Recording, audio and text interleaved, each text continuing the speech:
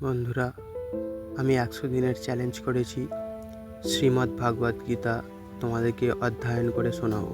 শ্রীমদ্ ভাগবত গীতা প্রথম শ্লোক।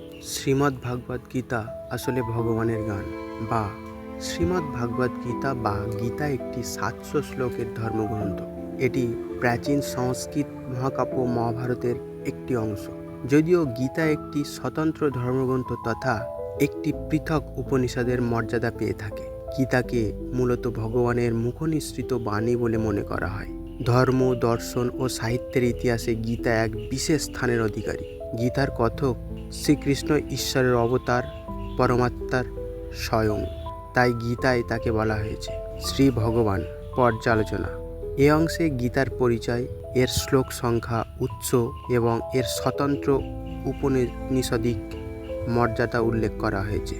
শ্রীকৃষ্ণকে স্বয়ং ভগবান বা পরমাত্মা হিসাবে চিহ্নিত করা হয়েছে, যা গীতার দিব্য উৎসের প্রতি ইঙ্গিত করে। ধর্ম, দর্শন ও সাহিত্যের ক্ষেত্রে এর গুরুত্ব অপরিসীম।